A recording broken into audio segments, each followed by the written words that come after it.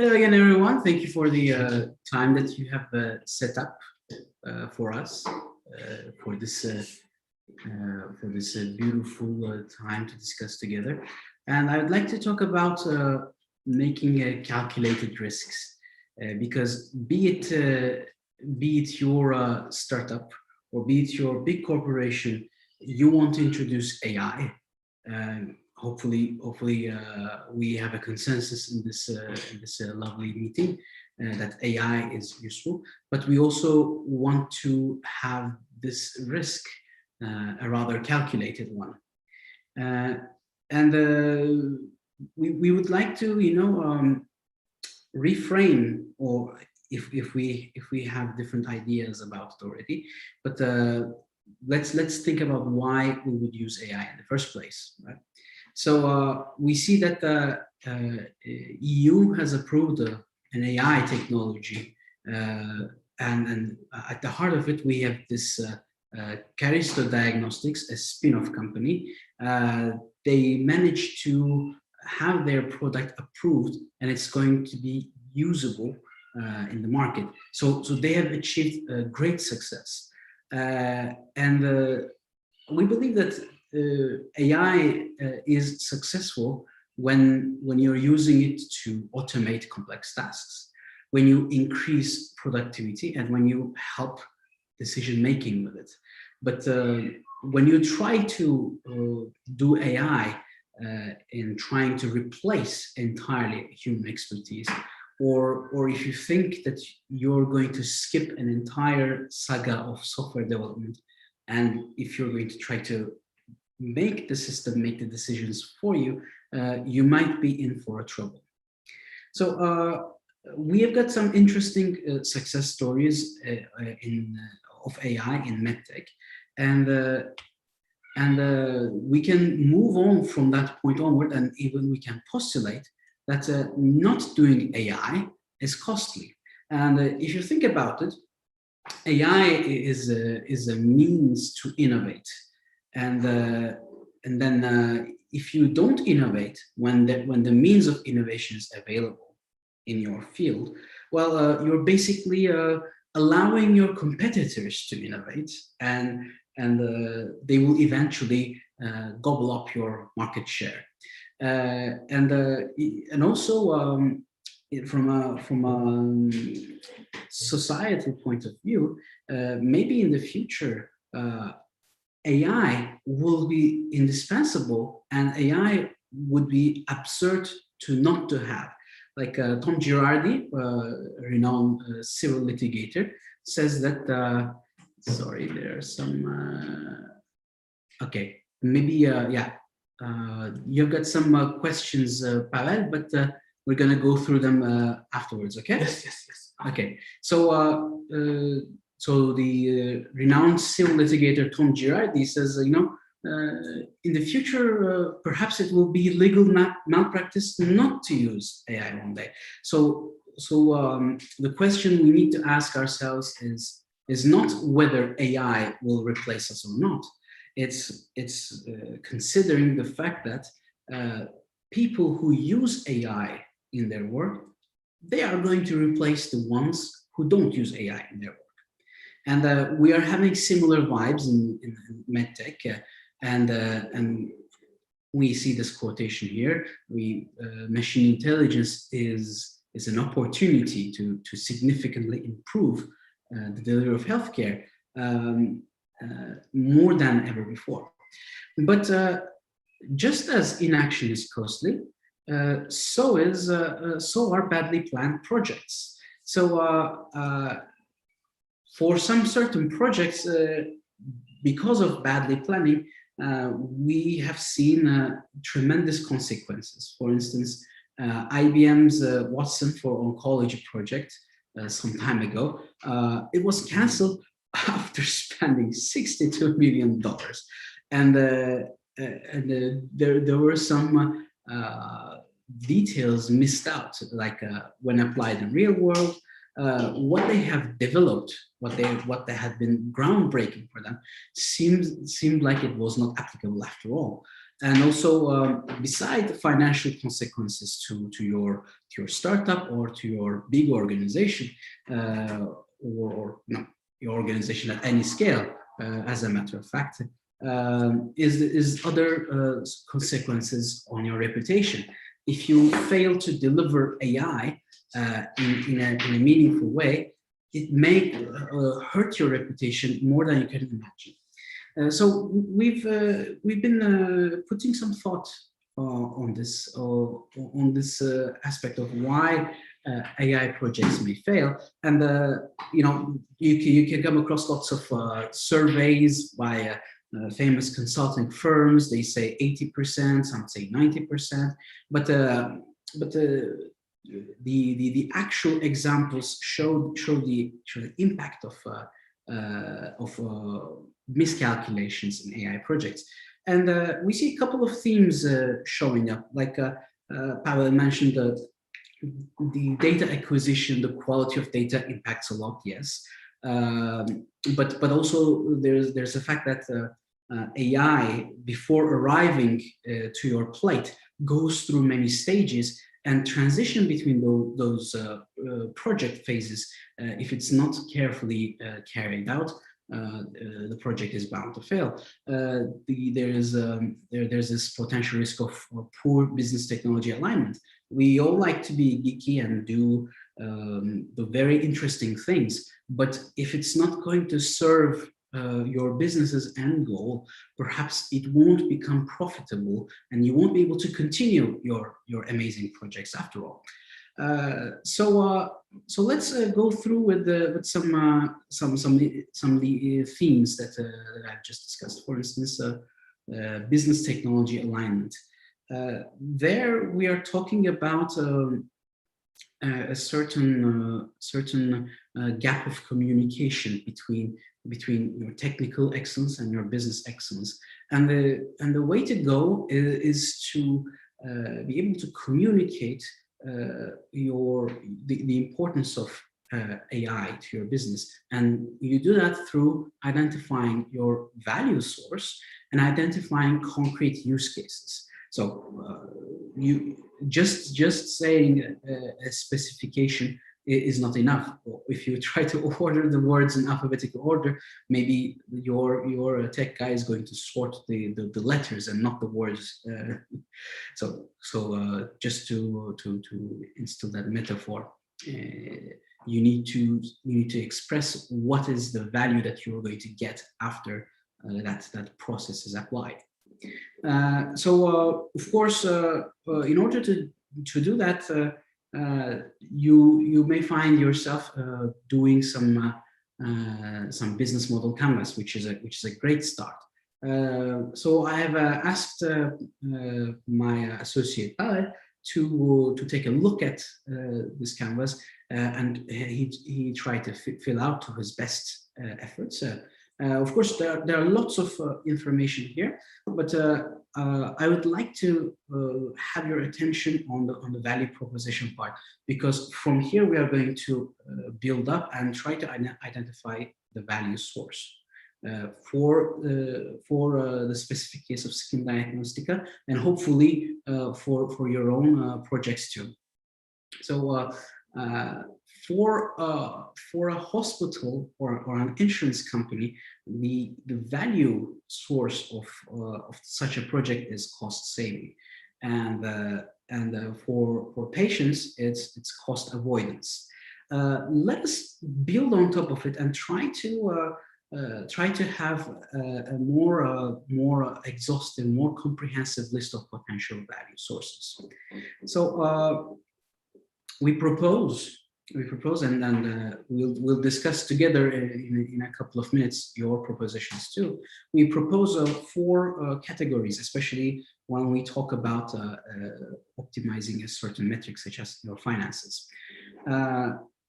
You could have your AI project with the value source of cost avoidance. So we're talking about costs that have not occurred yet, but it will arrive, and you want to avoid using AI, or you may want to save your costs. You have an existing cost budgeted but it's going to be painful. You want to liberate yourself a little bit to focus on things that bring more impact to your business. Or you can talk about optimizing your existing source of revenue. In that case, it would be an incremental revenue gain. And you can also say, okay, maybe it is going to introduce a brand new stream of revenue. Let's try to give some pedagogic examples. We have taken these examples from our joint experiences as a team, and also we try to anonymize the content to not only bring a more general sense of what they mean, but also, of course, to anonymize the certain details of our precious clients. So in one example, let's talk about cost avoidance, and it's an interesting topic because it has some parallels with some vaccination campaigns or medicine. So let's assume that our organization has cold storage units for heat-sensitive medicine, but over time they see that the demand for their heat-sensitive medicine is going to increase so much that if they don't take action, they will have to buy new cold storage units. It's going to cost more for their, in terms of their annual energy cost. There are additional costs that will be involved, such as training additional personnel, giving them certifications, allowing the standard inspection companies to inspect regularly. And the cost can build up. So now in this scenario, this organization is not trying to cut down the cost, but they are trying to avoid an additional lump of cost coming in.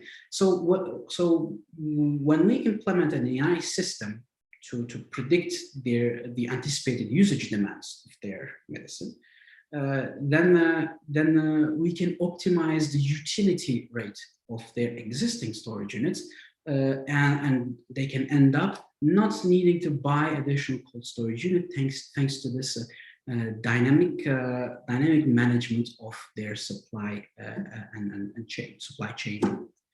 So so that will fall into the category of cost avoidance. And if you think in the perspective of skin diagnostica, patients have this stake. So if the detection is early, the costs of medical operations are cheaper. The consequences of the skin cancer is lighter. In the cost saving scenario, we are talking about a case where your organization has been doing something at a rather costly rate, and you do need to liberate yourself from this certain taxing aspect in your budget. So as an example, we had a client who's evaluating cases every year, and 5,000 cases every year, and because they were doing everything almost paper pen, well, slight computer assistance, of course, but still, it would take an hour for them to go through each of them. With their AI solution, which applies the novel methodologies in OCR or document summarization, etc. The evaluation time has been reduced to 15 minutes per case. So now suddenly the client is sitting on an additional 3,750 person hours to be used on things that perhaps require the attention of their collaborators' individual expertise instead of doing the additional administrative task. And then we say that in skin diagnostica, it not only lowers the cost of hospitalization, but also we have the chance to perhaps help the experts to assess the case of the cancer in a much faster way.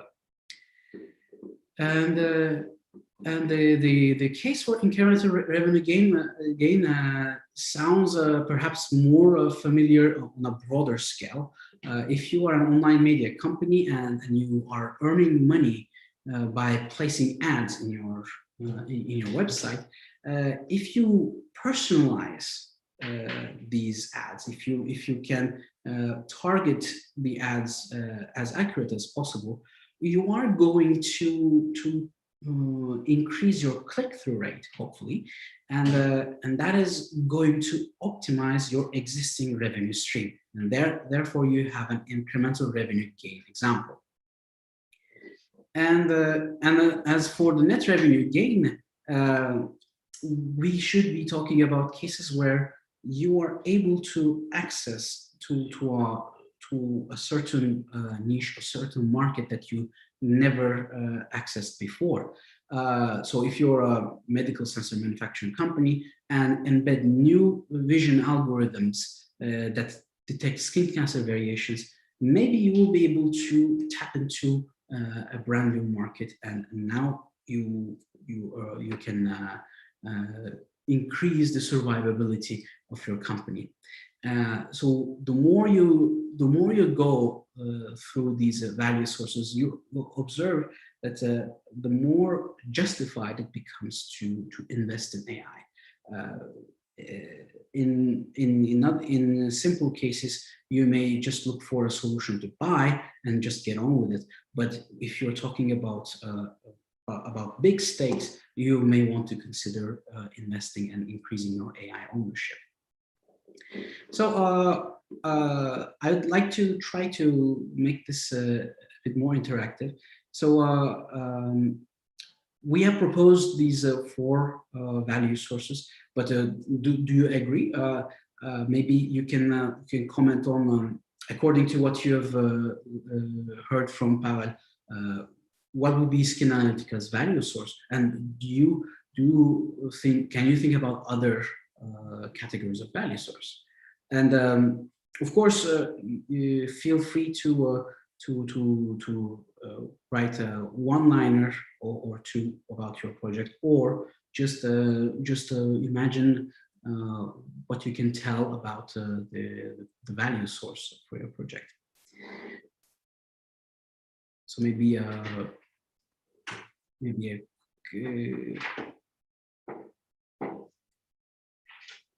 so feel free to put at the QA your comments, or if in chat, if you have any comments.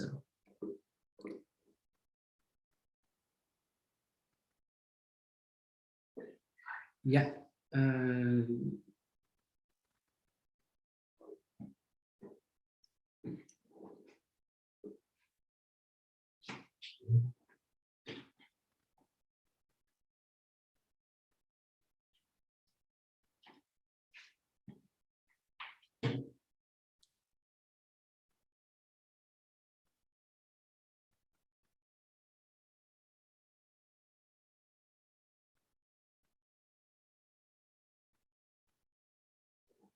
Okay, I hear, yeah.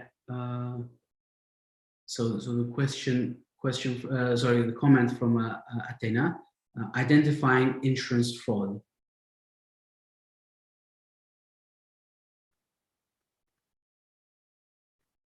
Okay, so Ataliba is trying to develop a project to detect early pneumonia from X-rays, including virus, bacteria, and COVID, using MATLAB. So yeah. So the key point is, again, there's this early detection theme going on.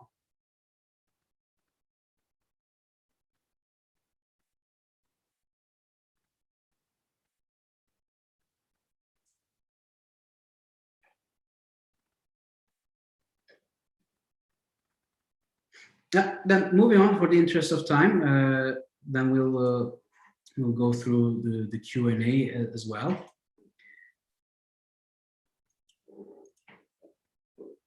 So there are you know, the data mining community as well, from early 1990s, have put incredible thought on this problem of business technology alignment, and there are some frameworks out there. I'm just putting up one example here, where the business understanding is not only the trigger of an entire project, but is also a part of a continuous development. So the idea, the big idea here is to have your stakeholders develop the AI with you, not in terms of perhaps programming, but in terms of the design constraints, or perhaps bringing up the domain knowledge. So in this CRISP DM, the main idea is business understanding would trigger us an analysis of data and help us understand what can be done. These interactions can start a little in the beginning, but then you have to find yourself in preparing data, do some modeling, and I mean, modeling here wasn't specifically for machine learning models, but still, we still have the same notion, and then our evaluation can inform our business understanding, either to refine and say, okay, we can now go a bit deeper, or we try to pivot, we try to find some adjacent subjects using what we have acquired from our data understanding cycle. And then once we're happy, we just go ahead and deploy. So this is just one of the frameworks out there. You can even come up with your own. So my second question would be, if you have already established a kind of a framework, are you doing your AI projects in an ad hoc manner? Do you otherwise have a process established? Does it kind of resemble to this, or I don't know, maybe you've got even better ideas?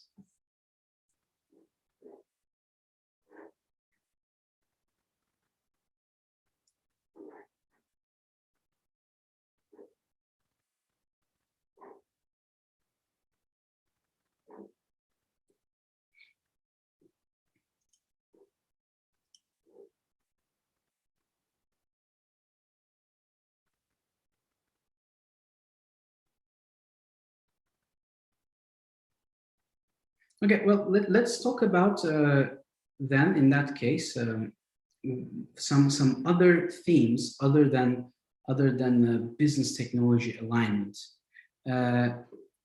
Let's talk about the level of readiness. So in Switzerland, especially, what we see is, okay, there are lots of companies who say, okay, we've been established for very long, but now we see that we need to do machine learning, and hey, we have just come across some amazing blog post or some study that shows that the deep learning is going to take over everything, and we're going to do much better than human level performance, and people just jump into core AI technologies, which is not so bad. It gives lots of experience. You may even come up with something successful, but it doesn't hurt to kind of know what are the prerequisites of it, whether you feel ready, or beyond your feeling, whether you are actually ready to carry out in a big scale. So for instance, for deep learning, if you don't have the compute power, it's going to take you perhaps months to come up with a model that is successful. Beyond buying hardware and the infrastructure, etc. The AI community has put an incredible thought on how we can assess how ready we are and what do we need to do at our current stage. So it's not something that you do only in the beginning. You repetitively check yourself at where you are, what you need to do to move on the next step. So there's this particular publication that I really like, and it's published in ICML, and they split your technological readiness levels into 10 steps from 0 to 9, and then broadly speaking, you can group them into certain groups of these TRLs. In the beginning, you're mostly focusing on doing some research, trying to establish the fact that it is possible to use AI for your specific problem. Then you try to narrow down that possibility into use cases and check if you can develop a capability within a reasonable amount of time and resources. Then you focus on creating a production quality machine learning, where you now not only talk about your super precise model, but you're also talking about what's the infrastructure around it, how am I going to feed the data, how is it going to be used, at what frequency, and you are trying to optimize it. And then you go to the stage of monitoring and you go on continuous improvement. Of course, you're not necessarily supposed to go through all of the stages, except if you're a deep tech company where you have to really do hardcore research and development before actually building your product. But knowing where you are ready to start, and where you are going, you can notice that your needs will change. For instance, in research phase, you're trying to find out the possibility, but in the maintenance phase, you are trying to optimize the interaction rate. You are trying to optimize the corner cases. You're trying to do incident management. So when you look them on a global scale, you can see that your needs you can organize in different areas. And we propose that, okay, maybe you may want to organize your needs in terms of data, infrastructure, skill set, AI ownership, and identifying your main challenges. In 0 to 3, so here, according to the authors, you are almost in pure research. You need immense amount of data, and the biggest plus of it is that you've got a full ownership of your AI. All you need is to make sure when to stop the research, or when to pivot, or when to dive deeper. And in R&D part, you need suddenly not necessarily an academic researcher, but a software engineer, a data scientist, and hopefully a business owner who is willing to join the harmonization between the business needs and the technological possibilities. And here you're supposed to narrow down use cases as much as possible. In the product phase, you see the roles, they evolve over time. Some people stay, some people leave, and now we're talking about UX design, how to eliminate or leverage cognitive biases of users. In industrialization, you may need to have a cloud architect or you may need to have some mobile software engineer if you're trying to deploy your model on the edge, and also have some perhaps know-how in model compression, etc. The one important phase, part of assessing our technological readiness, is identifying these needs, and the second one is making sure that the transition between those phases are as smooth as possible. Then when we return to the paper as well, we see that okay, there's a proposition. You're going to document your work, but in a way that each stage has its own documentation linked to each other, of course, but designed to carry out all the information necessary for the next stage developers to take over and understand the work. So in TRL4 for a neuropathology copilot, you put your model algorithm details, your metrics results, your caveats. You put the fact that the ethics aspect, the ethics checklist has been completed. Oksana is going to deliver a terrific speech about this, and in this way you are trying to guarantee the smoothest transition possible between your phases of development. So there's a lot of content to absorb, not only from what we have presented so far, but also out there.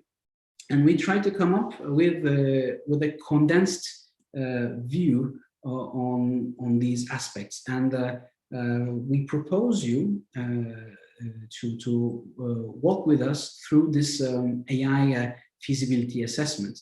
So for this occasion, to demonstrate to you how it would work, this self-reflection tool, I'd like to re-invite Pawel, so that you know, I'm going to ask you some questions. Hello. Okay. Hello again. I'm going to ask you some questions, and I'll help you to navigate through your existing opportunities and your challenges. Okay.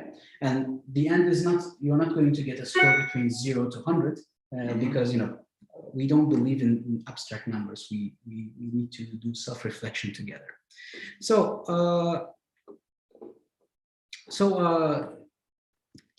you have already told us, but can you give a one-liner of your business problem? What is your AI going to solve? So AI, ideally, we would like to detect and classify different types of cancers using low-cost devices, so low-resolution images. And it has to be early detection. Yes. Okay. So that's the problem you're attacking. That is already something encouraging because you kind of know the direction you're going to take in the AI ocean. You need to know your direction where you go, otherwise you can get lost. Is it going to be a support tool? Is it going to be a productivity tool?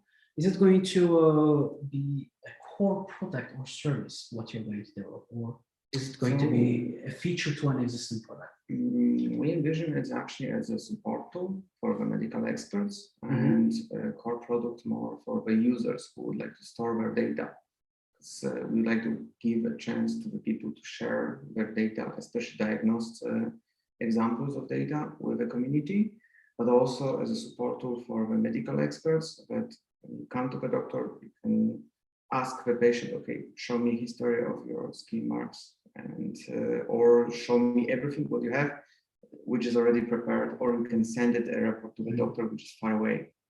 Okay, so the AI you're going to develop is going to be at the core of it, and yes. you're delivering some visualizations, and that's going to aid your. So actually, there are different types of AI because there's already in a core of a product. There's one which is used just for visual classification of images, maybe not classification, clustering. Just for example, if you take 100 pictures of one person, like different tiny modes, you'd like to group them into small classes and make it easier to the person, to the doctor, to search for it, because you can sort out many with low probability, for example, being a cancer. And the other one would be the product, which would be classifying it to the different risk groups, and not based on similarity to each other, but for example, based on similarity to known examples in databases. Okay, so we're going more and more in concretization. Tell me, your business is not large, but let's the original question is, what's the level of support of business units to your AI? But let me rephrase the question for you. Your stakeholders, how much they support you in developing an AI? Do they have doubts in AI?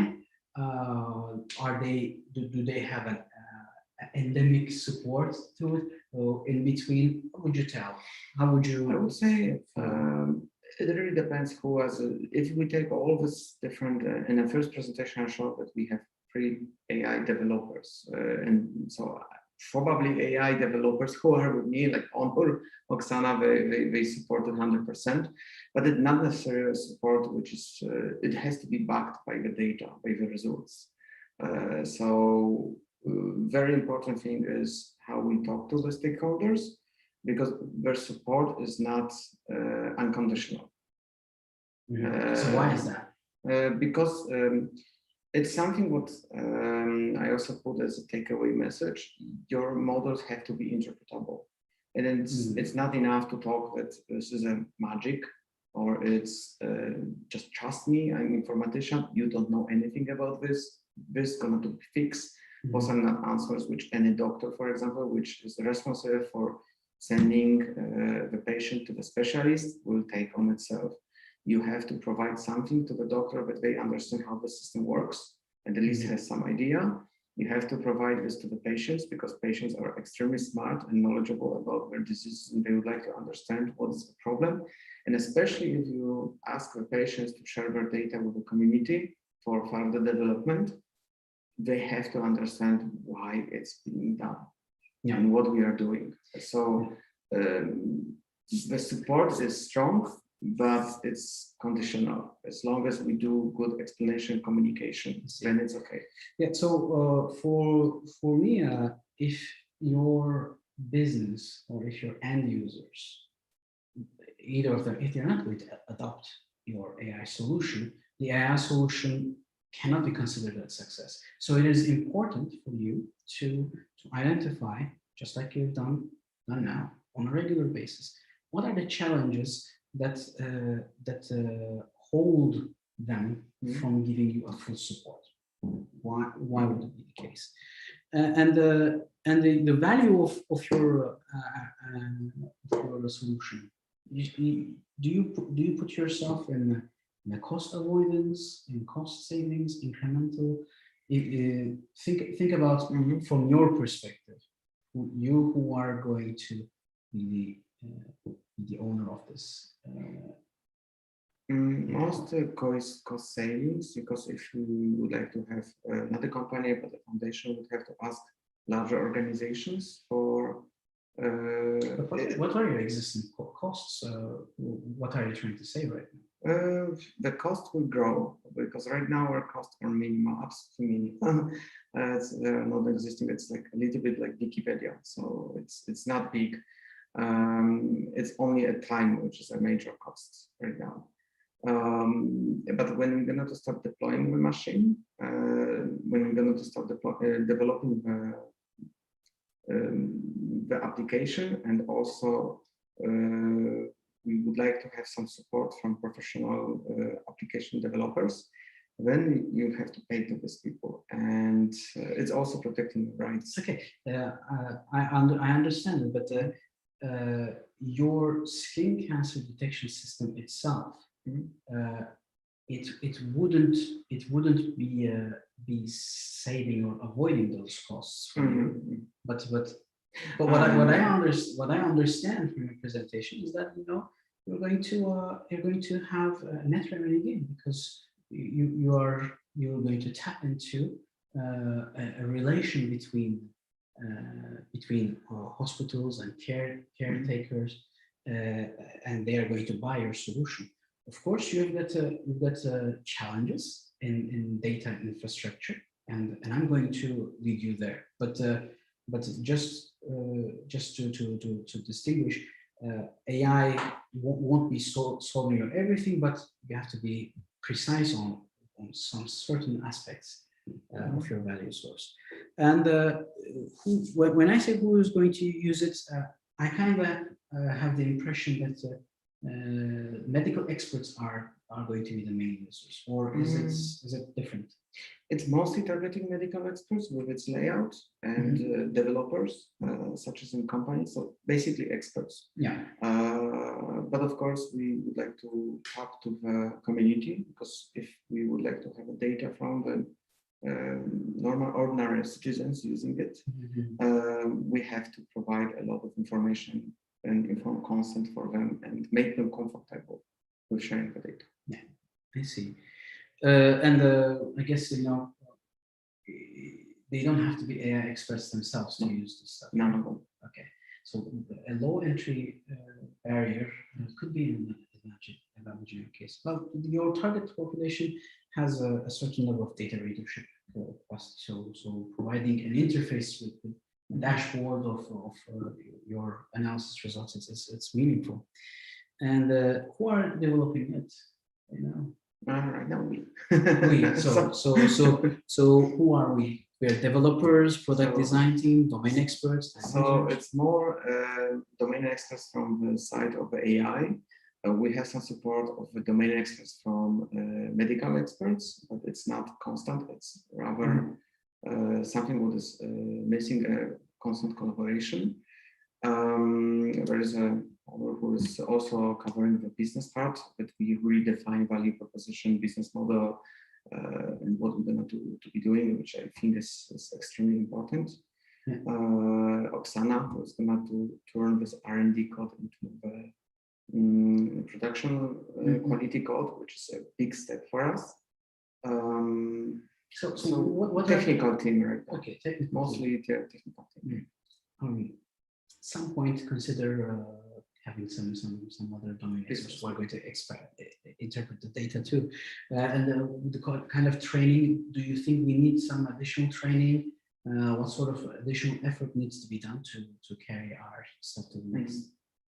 So next level, we will have to prepare the manuals, prepare the MVP as we are working on, and provide as much as simple as use case, like minimal number of features. Basically, it doesn't have to work fast. It doesn't have to really do much. It has to just provide an absolute minimum of features which is required to consider as a basic app to start the discussion.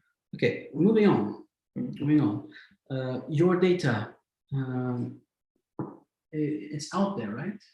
So some data are there. We can find quite a lot of open source data. Not all of them can be used to build the commercial products, which is a big stopper.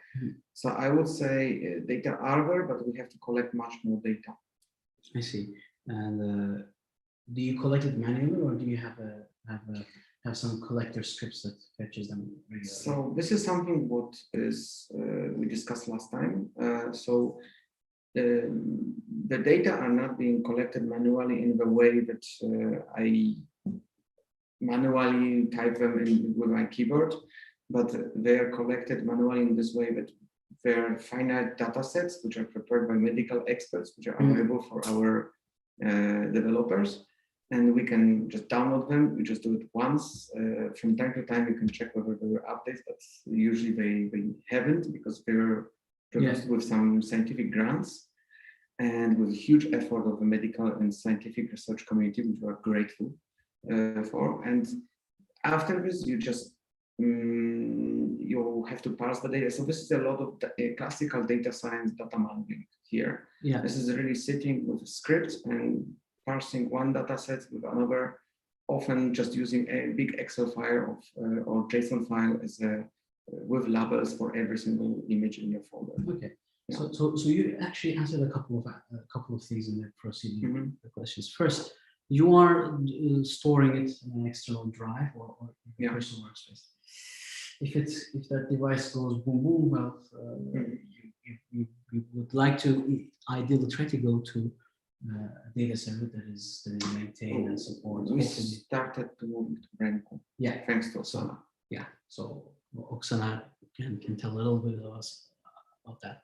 And the quality is okay. You have to do some munging. It's not like prep the already prepped food, but you have a maintenance of it in a programmatic way. Yes, but it's not reproducible because one data set will not be the same as the other one. Okay, so another food for thought there. Who has access to your data? How do you manage the rules of access to that data? So right now there's open source data, so we do not really have any rules because this is open source accessible for everyone. For legal reasons, you have to really establish a good data governance, hopefully implemented with solid logic that is implemented and automated to minimize potential fallouts. And you said your data is versioned in multiple file copies in folders, etc. And no, PyClass solved some of the problems addressed because we had a major problem of copying the files. So instead of doing it, I just created a layer of a PyClass which solves it. So we can build hundreds of different models without or exclude some or reclass some images without really moving them from place to place with PyClass, but we couldn't really solve all the versioning issues because it's really reinventing the wheel. Instead, we exactly choose the collaborative platform like Renko, but you can use any other platform of this type. Do not advocate. We're just very happy with Renko and the support provided by Swiss Data Science Center. And then you can really version your data. If you clean it, it's version number 1, version number 2. If you change something, version number 3. You can really track your provenance of the data as well. Okay. It's much easier, and I wish we would start from this solution, not build part of a PyClass and then do double the functionality of Renko, which is much better implemented. Okay, so that actually kind of concludes our current readiness assessment. I'm not giving you a score.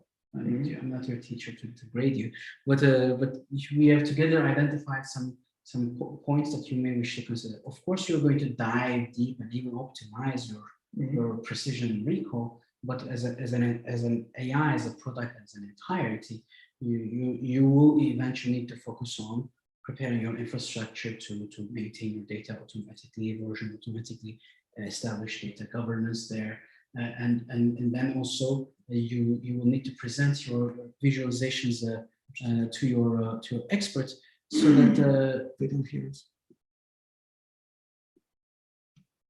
What do you mean they don't hear us? Because the speakers were connected.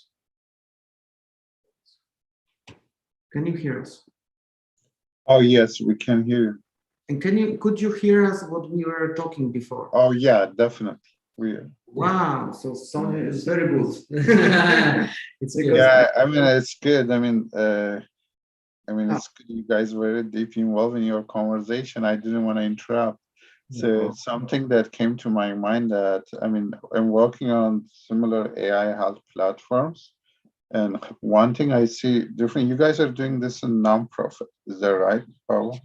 Can you repeat your question? So you're doing it as a nonprofit? Yes, it's a side project.